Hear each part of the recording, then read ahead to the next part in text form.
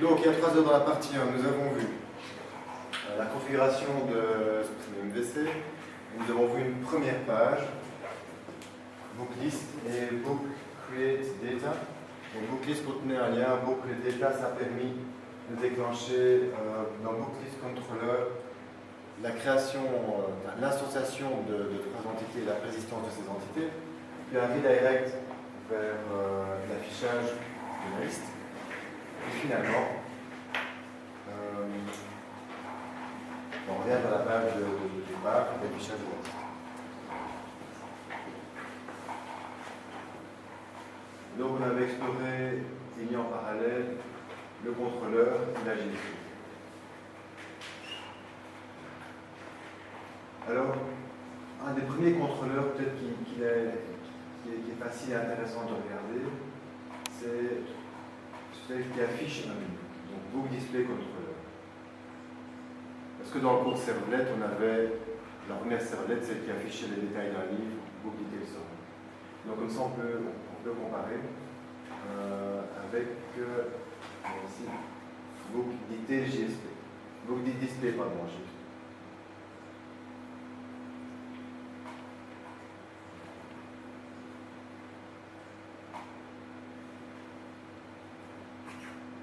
D'abord vite montrer ce que ça donne dans Firefox. Donc je reviens à la homepage, je reviens voir le catalogue des livres et je vais cliquer sur Detail pour voir le détail d'un livre. Et là j'ai l'URL book.net.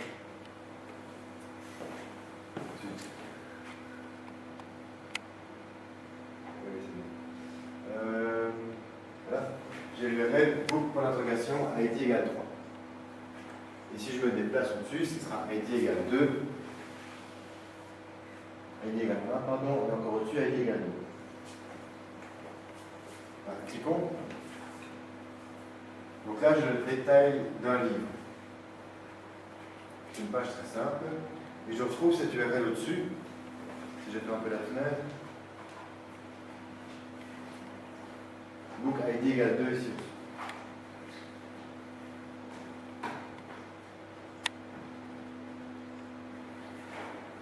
Regardons le code.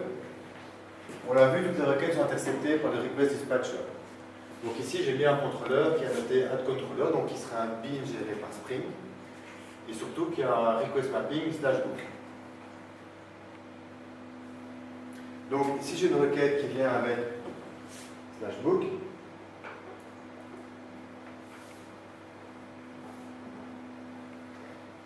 Ça va aller vers book display controller ici.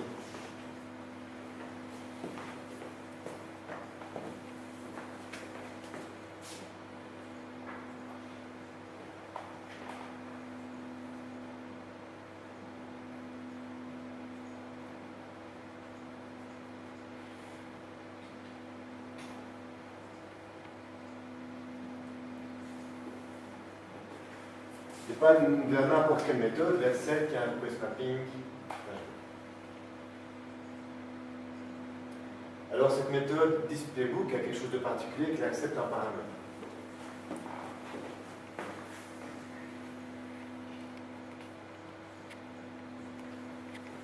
Donc j'ai un request param ID qui veut dire s'il y a un paramètre nommé ID, qui est ici,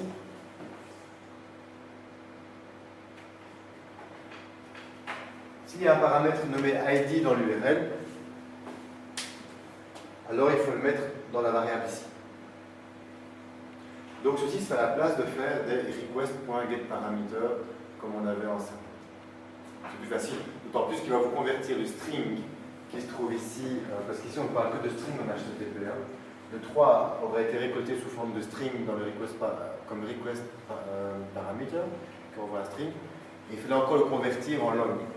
Ici, si on lui prépare que c'est un log, on l'aura directement. Maintenant, si on a menti comme ABC, on aura un problème. Mais bon, à moins de faire de l'URL hacking, on n'aura pas de problème. Si on fait de l'URL hacking, il faut se rendre compte qu'on a des problèmes quand on fait de l'URL hacking, ça ne marche pas comme on veut. Donc c'est assez classique de faire ça. Je mets un petit aide parce que je m'attends à avoir un ID. C'est pas optionnel. Si ça aurait pu être optionnel, ça avait pu être optionnel, j'aurais mis un grand L, et alors, il aurait pu être nul. Ah ben, ça veut dire qu'il n'y a pas d'ID dans la requête. Peut-être qu'il n'y avait pas le paramètre ici derrière. Et voilà. Je teste ID est nul. Ah ben, il n'y avait pas d'ID dans la requête. Mais ici, comme c'est un petit L, il ne peut pas être nul. C'est un T primitif. Donc je m'attends vraiment à avoir un ID. Et donc j'appelle une méthode ici, getRequiredIdentity, qui est une méthode que j'ai codée moi, donc qui n'est pas standard dans Spring ou dans Hibernate, et qui vient de l'ancêtre base controller. Et qui est toute simple, elle va simplement faire un find sur book. Et si elle ne le trouve pas, c'est-à-dire si le find renvoie nul, ça lâche une exception, vous dites c'est pas normal. Donc je m'attends à avoir un ID, et si je n'ai pas, qui correspond à un livre qui n'existe pas en DB, c'est qu'il y a un chipoteur qui est passé par là, et moi je n'avance plus, hop, exception. Alors justement, comment c'est fait qu'on ne gère pas l'exception dans le contrôleur pour rediriger vers soit la page ressources list ou vers une page méthode spéciale, on sait que c'est pas dans le contrôleur, donc ça. C'est géré au niveau soit d'un filtre, soit du web.xml. Donc au niveau de web.xml, tu peux indiquer une page d'erreur.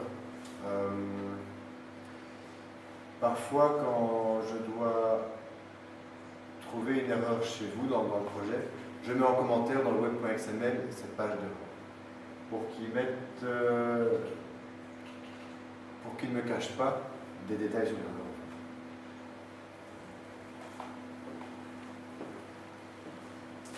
Allons voir ce getRequiredIdentity en vitesse.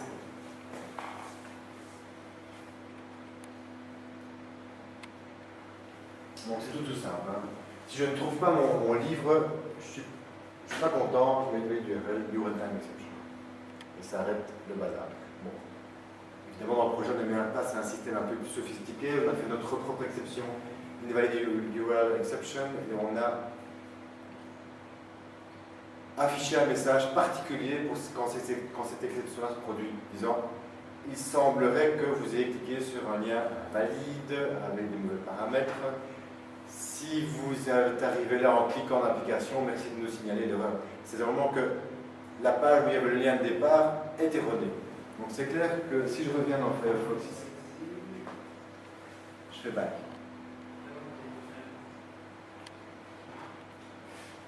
J'ai ici un lien avec book ID égale 1. Si je n'ai pas de bouquin avec l'ID égale 1 dans ma DB,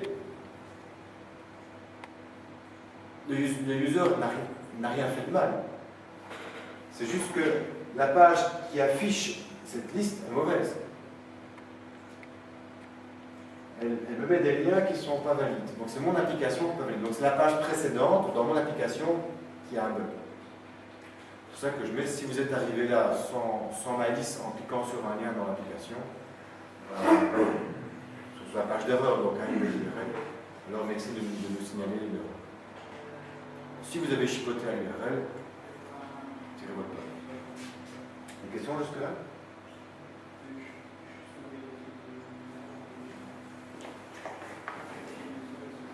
Donc, je reviens au contrôleur. Et ici, ensuite, on fait un return new model view, book display, c'est le nom de la vue. Et ceci va, c'est un constructeur pratique, va automatiquement rajouter une valeur au modèle, donc un attribut à la request, si vous voulez, qui s'appelle book et qui a la valeur du livre que j'ai trouvé. Donc un pointeur vers le livre en question. Alors book display, il faut rajouter .jsp derrière, comme on l'a vu, /webinf /view chez nous devant. Alors trouvez book display.jsp.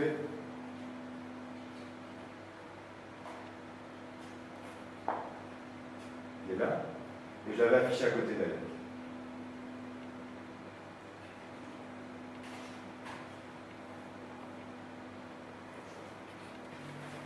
Donc simplement, en texte, je vais afficher l'ISBN, le titre, etc. Donc là, j'utilise l'expression language pour reprendre l'attribut qui était attaché à la request, book. Donc si je mets Toto, je vais mettre Toto ici. Et là, on prend la properties, .getISBN, qui sera une méthode qui sera appelée pour afficher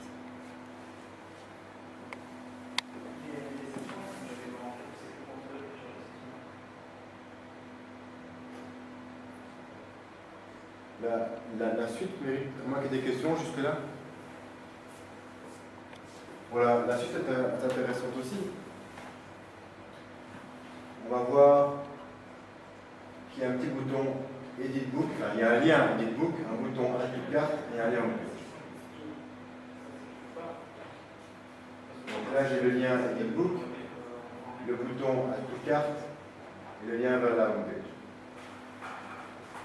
Le lien vers la Homepage il est assez immédiat. Et pour ça, il faut que j'ai un contrôleur, pas celui-là, un autre, qui a un request mapping /.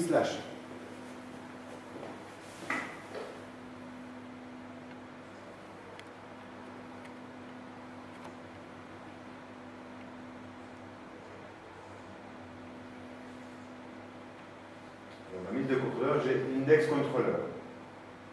C'est celui-là. Et là, le contrôleur de la homepage, c'est simplement, donc quand je fais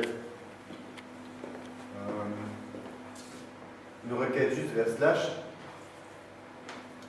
le dispatcher servlet va trouver ce request mapping ici, il va dire ah, c'est cette méthode-là qu'il faut appeler. Et à ce moment-là, ça renvoie le nom de la GSP à index.gsp qu'il faut afficher.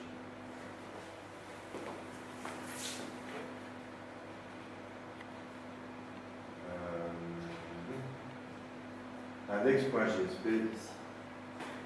Là, on a seulement des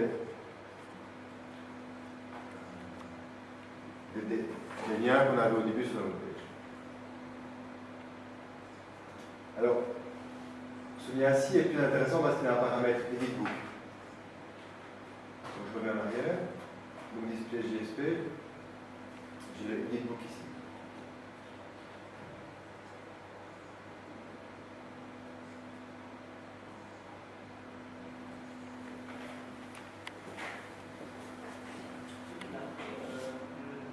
Alors, le plus intéressant, c'est que j'ai rajouté à la main point d'interrogation ID égale $book ID, c'est-à-dire que j'ai préparé mon lien avec le code ID du livre qui est concerné ici.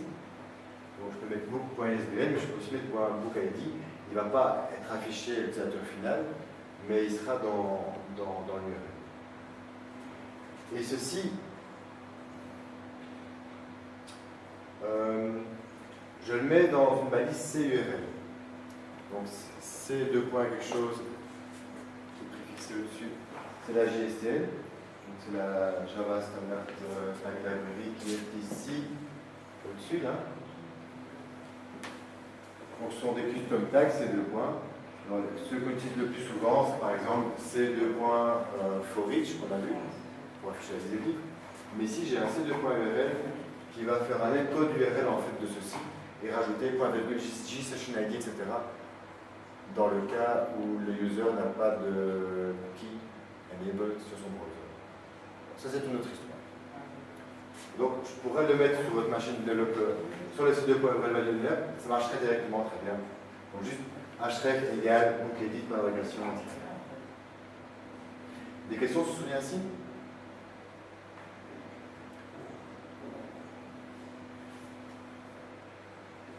Le troisième lien, donc c'est un bouton. Là, c'est un petit formulaire.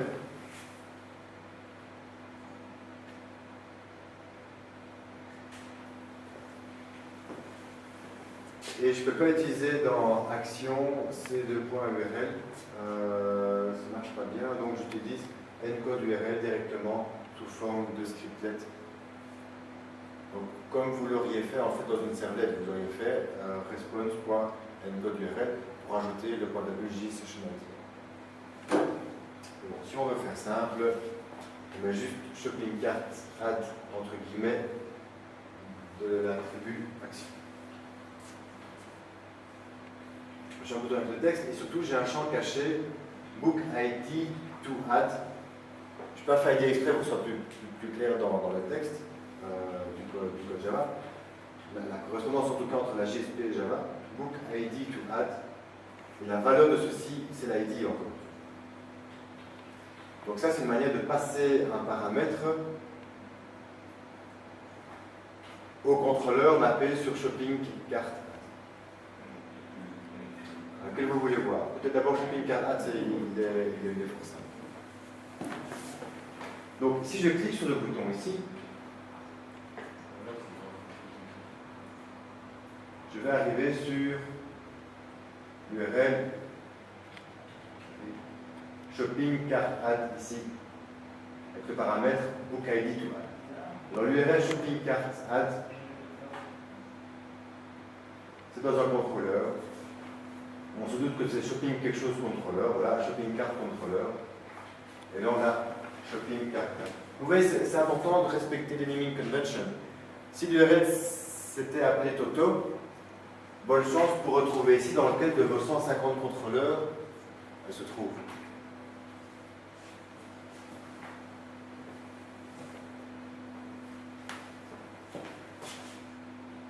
Et voilà, donc qu'est-ce qu'on fait si on a un request param, on s'en doute, avec l'ID?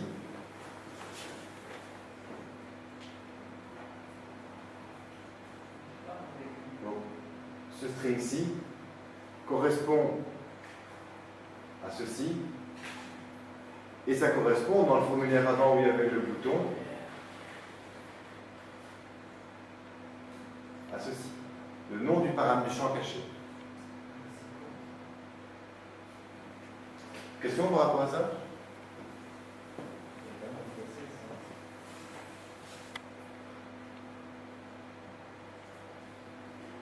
Monsieur?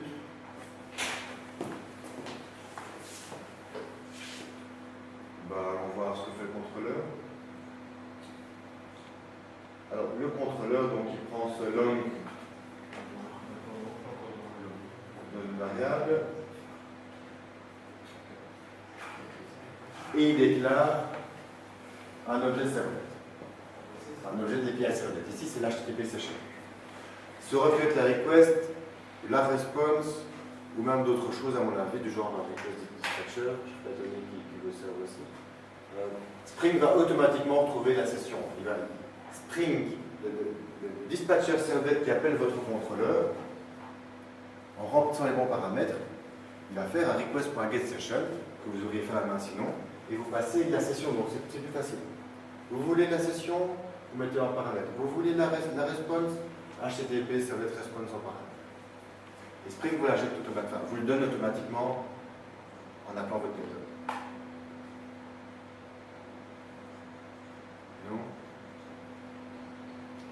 C'est beaucoup moins psychorigide que les toGet avec toujours les deux mêmes paramètres. Vous appelez votre méthode comme vous voulez. Shopping Cart par exemple, plutôt que toGet ou toPost. Et vous mettez les paramètres que vous voulez, Spring les remplira comme il faut. Il faut commencer à voir la valeur ajoutée de Spring. On peut. Il y a très peu de code de plomberie dans tout ce que je vous ai montré ici, dans mes contrôleurs. Il y a de la plomberie, de configuration au départ. Et quand je veux rajouter une page, il y a très peu de code de plomberie. Je fais un contrôleur que j'ai expliqué.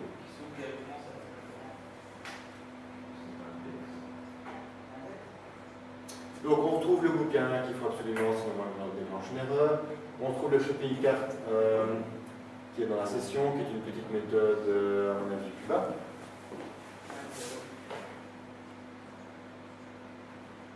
Ici. Get card from session create. Donc, soit il retrouve le shopping cart de la session, et s'il ne le retrouve pas, c'est-à-dire qu'il est nul, alors on en fait un nouveau. Et je protège tout ça avec un blob synchronized. Voir le cours servlet. Pour ne pas faire deux shopping carts s'il y a par hasard deux traits qui arrivent en même temps. Mais donc rien à voir avec Spring MVC. Et puis une fois que j'ai mon shopping cart, j'ajoute le livre dedans. Et puis je vais sur une page spéciale shopping cart to add confirm. Avec le bouquin en parallèle. C'est une petite JSP qui affiche juste ce message. Et les liens pour rejoindre.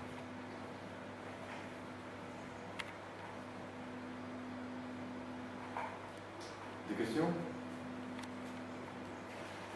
Alors notez que je suis dans le même contrôleur si je veux voir le chemin de carte, même si c'est une page différente. Ou retirer que je chope une carte, si on a un peu tout groupé. Moi j'aime bien les applications qui est un contrôleur par page.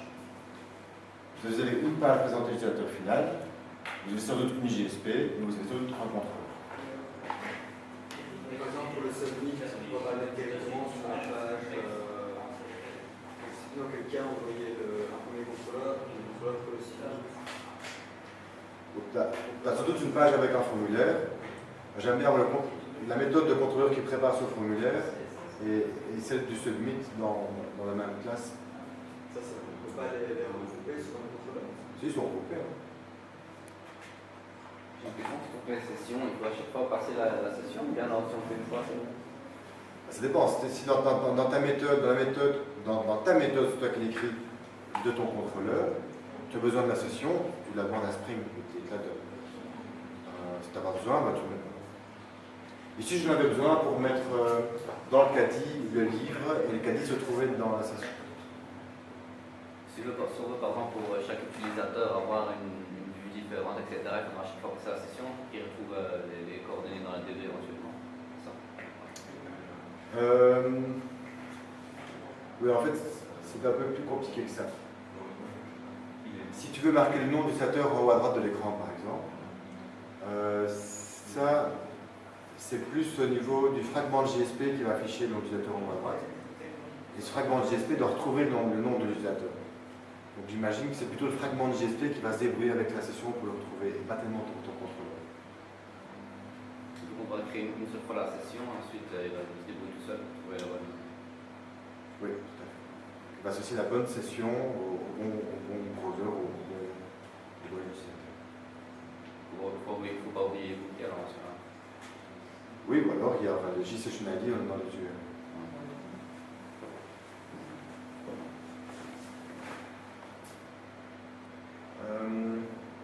Voilà. Je pense que le reste est assez simple par rapport à ce que j'ai déjà expliqué. Quelque chose peut-être de plus difficile, c'est le formulaire. Donc on a un book edit controller qu'on n'a pas encore vu. Revenons à l'application. Donc je reviens au détail, je peux faire edit book. Hop, je clique sur edit book. Donc je suis dans l'URL book edit. Alors, book edit, il est ici. C'est ce qui va préparer le formulaire HTML. Donc il faut que j'obtienne le livre et que je le mette dans le modèle view que je vais renvoyer. J'ai une petite méthode privée qui est juste ici en dessous, parce qu'il est appelé par ailleurs, donc j'ai mis ça dans une petite méthode. On va simplement dire que la JSP c'est bookedit.jsp. J'ai besoin de l'ID et du bouquin. On va voir pourquoi on a besoin de l'ID ici. Comme c'est déjà un bouquin existant, je n'ai pas besoin de l'ID parce que je fais book.id et j'ai l'ID. Et je rajoute donc ça pour la JSP et puis je renvoie forward vers la JSP. Donc dans bookedit.jsp, je vais utiliser book. Je te présente, c'est simple, c'est comme pour le display. Alors voilà la JSP.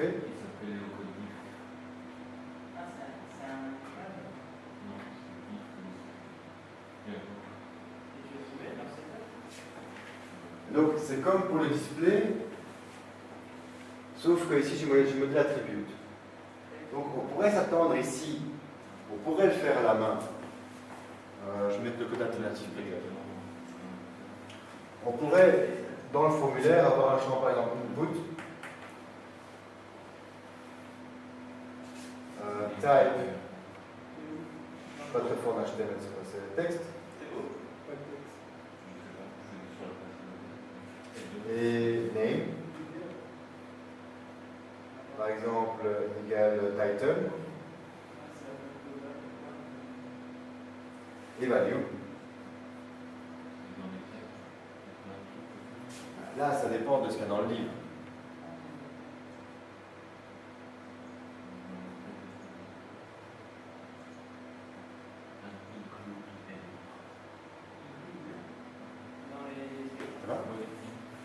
Ça, ce serait de le faire en HTML. Et vous pouvez très bien le faire comme ça, avec Spring MVC si vous voulez. Ici, on a fait autrement. On a utilisé plus de fonctionnalités de Spring MVC, et donc c'est un peu plus compliqué à comprendre. Alors il y a d'abord la notion de custom tag de Spring. Ici on voit forme de point form, forme de point hidden, forme de point input, et peut-être forme de point error derrière.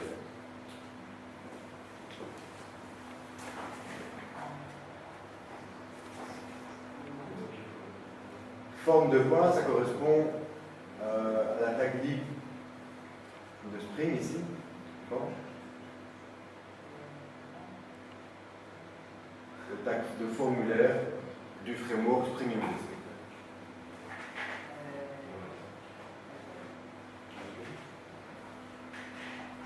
Qui vient avec les jars que vous avez pris pour Spring MVC. Alors, il y a cet attribut-ci, model attribute, qui n'existe pas en HTML, mais qui existe en Spring MVC. Et qui prend comme paramètre book. Et si on veut voir tout simplement. Ce book-ci, c'est le même que dans le contrôleur, ce que j'ai attaché à la request.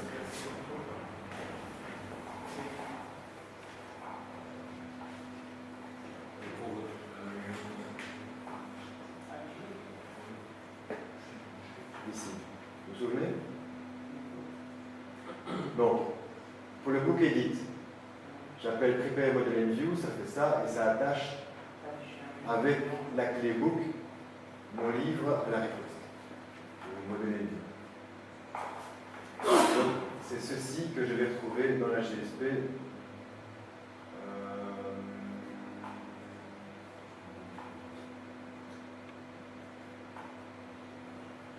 Donc, si je mets Toto ici, il faudra mettre Toto ici. Ça va? Et comme l'a fait marquer à Thomas tantôt, si vous mettez les boucles, de la même manière que vous pouvez le prendre comme paramètre d'un modèle attribute, vous pouvez toujours utiliser plus loin dans la page de la book point quelque chose si vous avez besoin d'une valeur.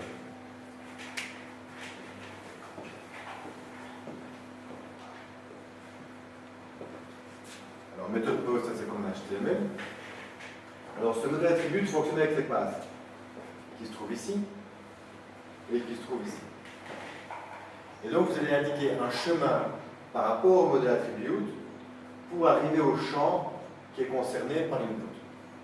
Donc, si par exemple vous voulez afficher le title, là dans le path, il y aura title. Sous-entendu, book.title.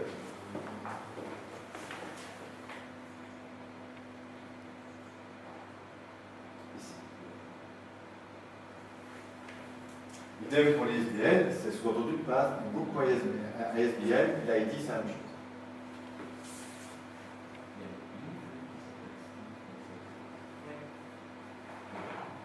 Donc la notion de path, c'est encore un attribut particulier à Spring MVC, ça n'existe pas en HTML. HTML, on ferait comme ça. Il y a une clé comme nom du champ et une valeur. Il n'y a pas de chemin en orienté objet avec des points et des trucs comme ça. Des questions par rapport à ça? Je vais faire un schéma.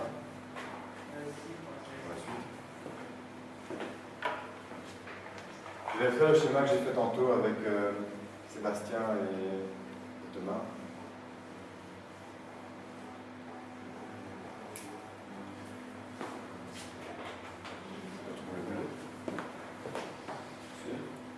Surtout dans le value là, avant le dollar, c'est entre guillemets.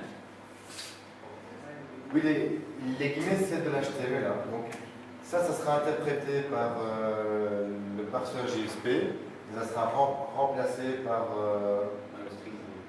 un string, par exemple, Java blabla. Il remettra les deux guillemets ici autour.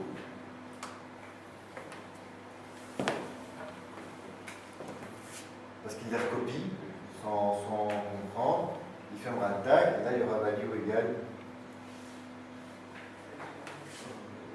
C'est un rapport volontaire, c'est pas action, c'est des simples codes. Le script n'est pas englobé par des doubles aussi. Le simple code, ça va être le script. En fait, on a le choix en HTML de mettre des simples et des doubles. Je pourrais mettre ici texte entre simple ou en double. Et en JSP, je mixe les simples et les doubles quand ça m'arrange pour éviter les confusions. Donc ici, si on va un peu plus loin,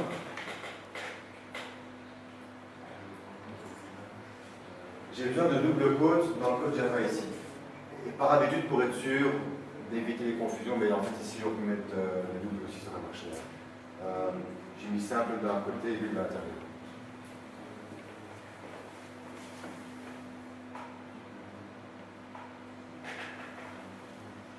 Donc je vais faire un petit schéma de l'état de la requête jusqu'à présent. J'ai une requête qui est arrivée pour bookEdit avec ID égale 3. Ça arrive via le dispatcher select, mais ça je ne le réécris plus. À quel contrôleur?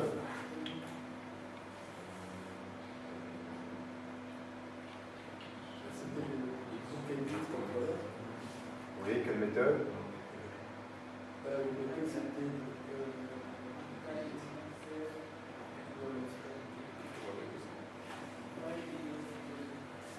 Voilà. bookEdit.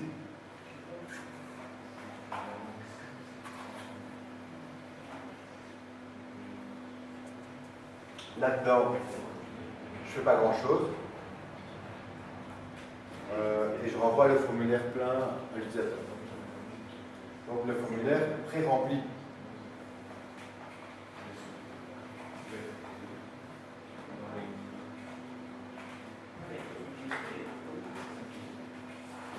Donc avec la valeur pré-remplie.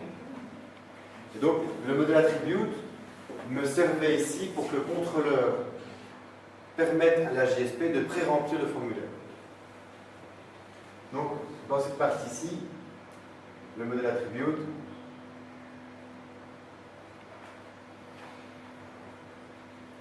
qui permet en fait de populer le formulaire à partir du modèle, du bin. Moi je disais un bin, mais c'est pas un bin de Spring, j'ai un bin avec des properties genre getTitle. Donc moi je mets, pour être sûr qu'on ne confonde pas entité, genre entité GPU. Donc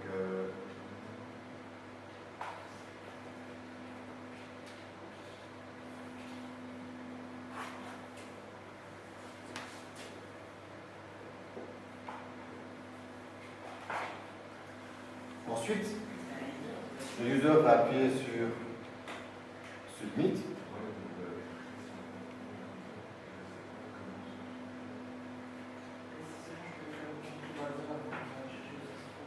Ça va me renvoyer une requête. Une requête vers quoi? Il faut voir ce qu'il y a dans l'action ici.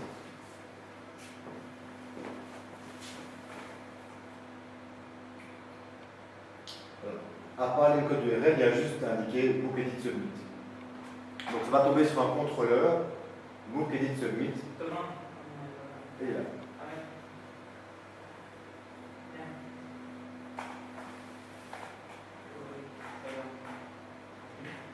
L'agrandir. Est-ce qu'il vous l'appelle?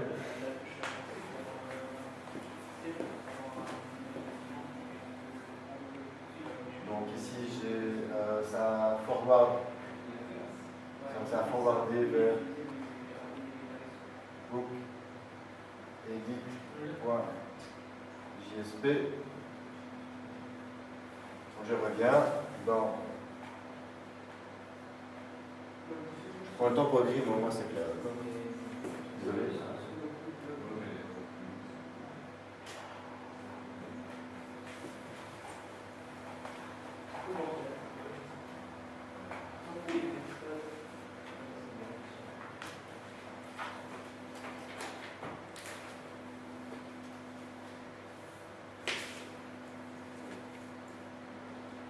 Qu'est-ce qu'il fait ici?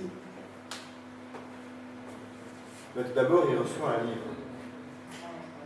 Donc, et il est annoté @model attribute. Ça veut dire quoi? Aucune idée? Qui se base sur les éléments fusionnels, ce qu'on a défini l'échange.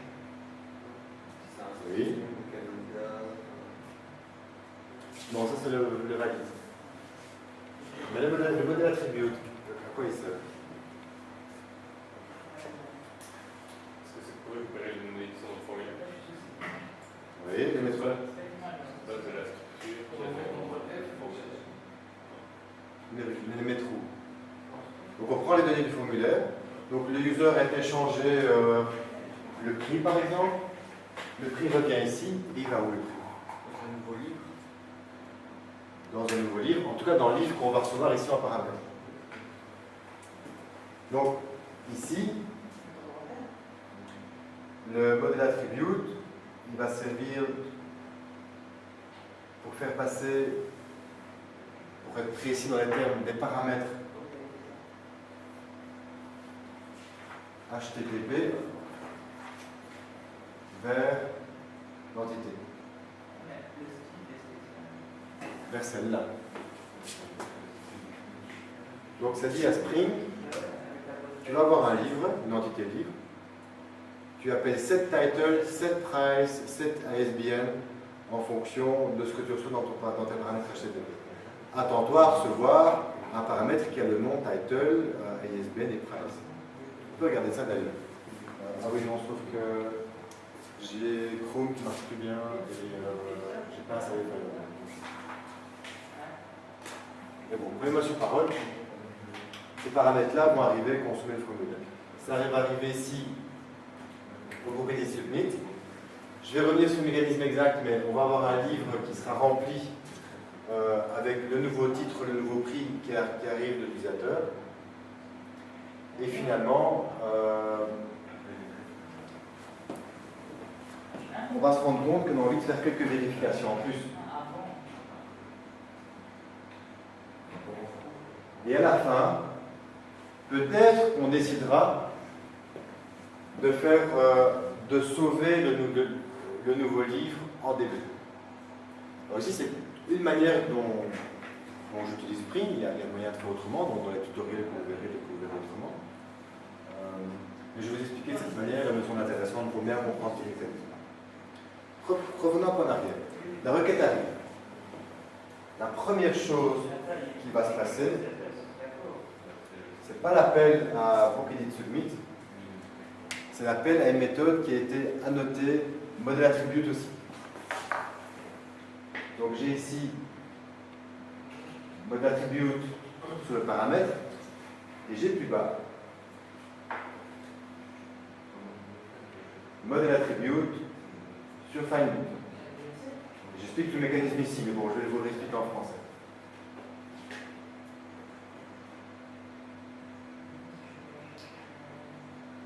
La méthode qui est annotée @model attribute est appelée avant le contrôleur. En fait, avant tous les contrôleurs, avant toutes les méthodes contrôleurs de cette classe-là. Donc si je devais mettre un petit scénario ici, ce serait un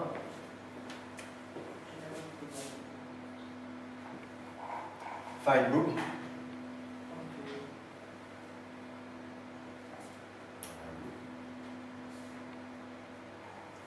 et 2 Book Edit Submit. Donc c'est Spring qui est construit pour fonctionner comme ça. Ils n'ont pas cherché pourquoi. C'est comme ça qu'ils ont construit Spring, ça fait exprès. Ils se sont dit, s'il y a une méthode, c'est la règle. S'il y a une méthode annotée model attribute, alors c'est celle-là qu'il faut appeler d'abord, et puis on verra le contrôleur qu'il faut. Donc ça veut dire que oui, et cette méthode doit renvoyer la variable de type model attribute, donc ça renvoie un book, et le paramètre tantôt c'était un book. Je ne peux pas ici renvoyer un chat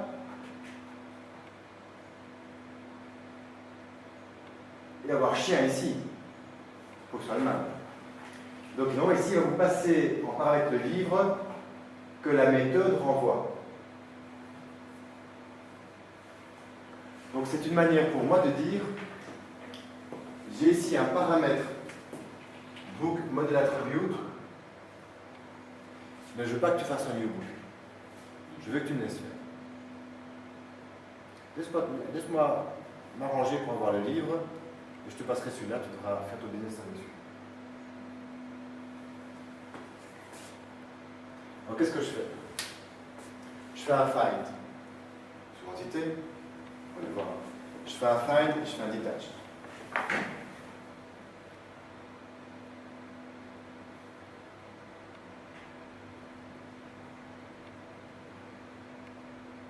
Allez, on va répéter quoi.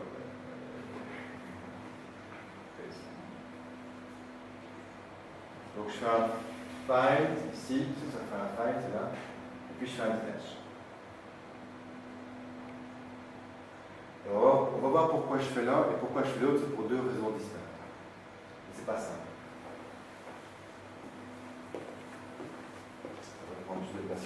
Désolé, je vais l'écrire. Parce qu'en fait, il y a une troisième étape qui est entre le 1 et le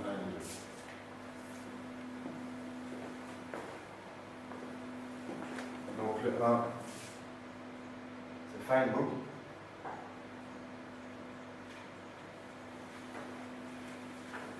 Le 2, on va voir. Le 3, c'est book edit submit.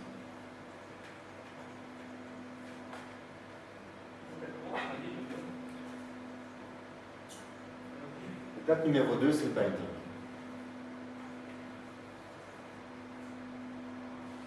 C'est pas une méthode. Hein.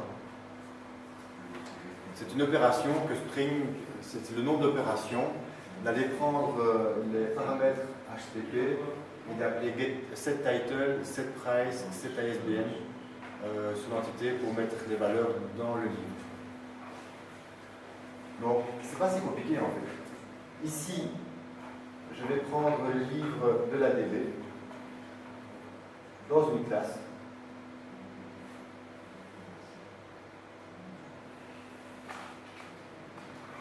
Ici, je vais aller remplir cette classe avec des valeurs, genre un nouveau titre. Et puis cette classe, je la passe en paramètre à celui-là, et là, bah, moi je fais ce que j'en veux en Java. Donc pourquoi je fais comme ça? Si je n'avais pas le 1, si je n'avais pas défini de méthode findBook, à noter un code de l'attribut, qu'est-ce qui se serait passé? Qu'est-ce que j'aurais reçu comme bouquin ici? Pardon? Un nouveau. Spring aurait fait new book. Alors j'aurais eu un nouveau livre avec un titre, un prix, un ISBN. Mais j'aurais pas eu l'ID. Parce que j'ai pas de méthode setID. Moi je ne change jamais l'ID de mes entités. Et donc j'aurais pas l'ID, ça m'aurait embêté pour le mettre en DB après. Avec ID. Donc je préfère d'abord faire un find. Parce que le livre est peut-être plus grand que ça. Peut-être que le livre, il a 50 attributs. Même si le formulaire ne permet d'en éditer que 4, j'en ai peut-être 50. J'ai peut-être tous les awards qu'il a gagnés, la date de publication, vous pouvez imaginer tout ce que j'ai sur l'attribut. Mais cela, je ne laisse pas le user les éditer. Il va faire un new book si je ne fais pas ça.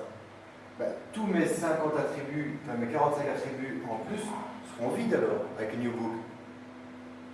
Et je vais juste alors avoir un livre avec les 4 premiers attributs remplis et le reste vide. Ça ne m'arrange pas. Je préfère plutôt donner le livre tel qu'il est en DB avec les 50 attributs remplis, quitte à ce qu'il m'en réécrase certains qui étaient dans le formulaire HTTP, le retour de formulaire qui vient du browser. Ça, c'est quelque chose que je peux sauver en toute confiance. Pas un truc à moitié vide, parce qu'il aurait fait un new lui-même. Donc, dans les tutoriaux de Francisco, quand ils font un formulaire Hello World, ça marche bien. Mais dans la vraie vie, laisser Spring faire new book pour une édition, c'est pas terrible. Des questions jusque-là? Alors, valide, c'est pourquoi? Alors, le valide, c'est pour rajouter au binding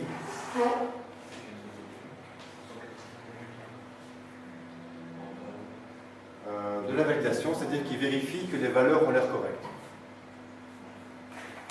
Alors, il va se baser là-dessus Donc le voiture venir au lit d'abord.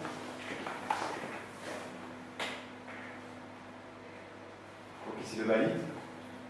Il va se baser sur l'entité book et sur la JSR 303 si je me souviens bien.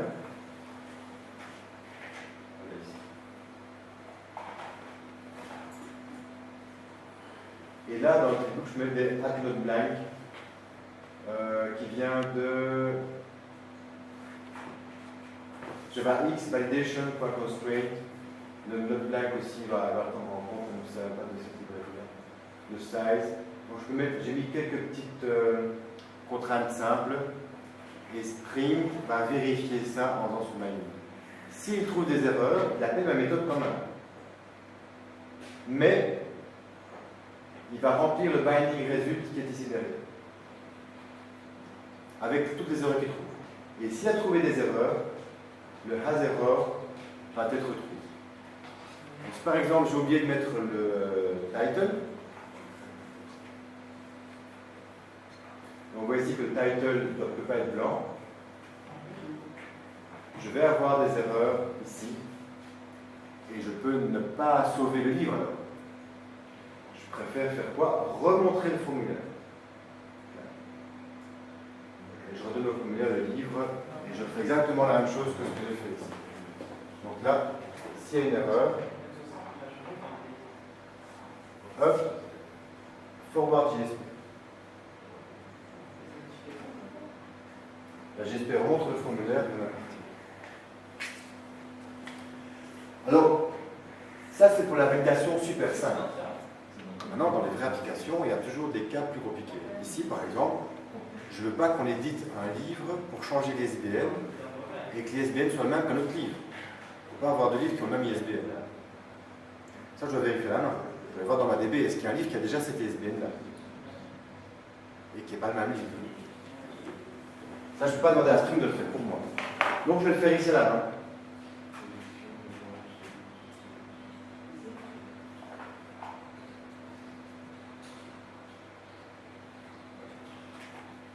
Je cherche.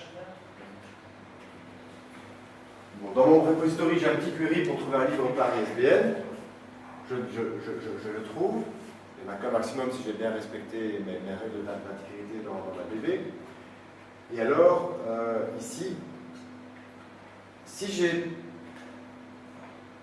trouvé un tel livre et que ce n'est pas le livre que je suis en train d'éditer, alors j'ai une erreur. Un autre livre qui a cette idée. C'est une petite méthode que j'ai faite ici, qui est intéressante, et qui dit simplement bon, il faut retourner dans la JSP de formulaire, ça c'est sûr, mais alors je vais dans Binding Result appeler Reject Value pour dire que ce champ-là, dans le forme de .input path égale quelque chose, pour ce champ-là, il faut montrer ce message-là. Notre livre utilise déjà cette ISBN. Donc, à cause du reject value ici, ISBN, le message qui est ici dans les paramètres, va s'afficher exactement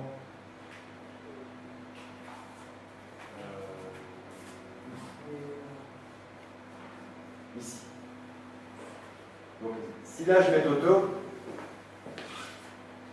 je dois mettre Toto ici aussi, d'accord? Mais ça va correspondre à la valeur, à une des valeurs du modèle attribut, sinon ici, il ne s'y retrouve pas.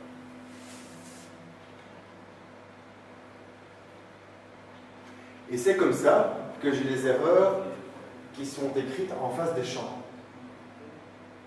Donc, je n'ai pas juste un message d'erreur au-dessus du formulaire, si l'erreur concerne le titre, je l'ai à côté du titre, puisque ce force de point error est à côté du force de point input pour le titre.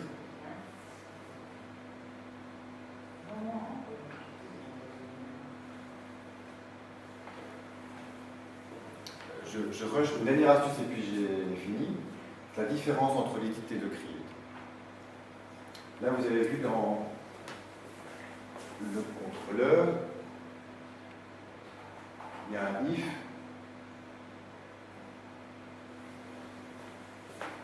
C'est la même méthode pour créer que pour éditer.